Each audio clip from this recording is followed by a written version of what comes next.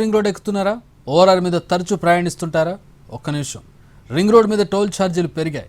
మరోవైపు హైదరాబాద్ విజయవాడ రూట్లో టోల్ ఛార్జీలు భారీగా తగ్గిస్తూ ఎన్హెచ్ఏఐ నిర్ణయం తీసుకుంది. ఈ నిర్ణయంపై వాహనదారులు మండిపడుతుండగా టోల్ బాధుడు ఇవాల్టి నుంచి అమల్లోకి వచ్చింది ఓఆర్ఆర్పై. హైదరాబాద్ ఓఆర్ఆర్పై టోల్ ఛార్జీలు పెరిగాయి. 10 పైసల నుంచి 70 పైసల వరకు పెరిగిన ఛార్జీలు అమల్లోకి వచ్చాయి. ఓఆర్ఆర్పై టోల్ వసూలు చేస్తున్న ఐఆర్బీ ఇన్ఫ్రా నిర్ణయం మేరకు టోల్ ఛార్జీలు పెరిగాయి. కారు, జీపు, వ్యాన్, లైట్ వెహికల్స్కు కిలోమీటర్కు 10 పైసలు పెరిగింది. మినీ బస్, ఎల్సీవీ వాహనాలకు కిలోమీటర్కు 20 పైసలు పెంచింది. అలాగే బస్సు, 2 యాక్సిల్ బస్సులకు కిలోమీటర్కు ₹6.69 నుంచి ₹7 పెంచింది. ఇక భారీ సైజు వాహనాలకు కిలోమీటర్కు ₹15.09 నుంచి ₹15.78 పెరిగింది. ప్రైవేట్ సంస్థలు నడుపుతున్న ఔటర్ రింగ్ రోడ్ ట్యాక్స్ పెంచడంపై విమర్శలు తీవ్రమవుతున్నాయి.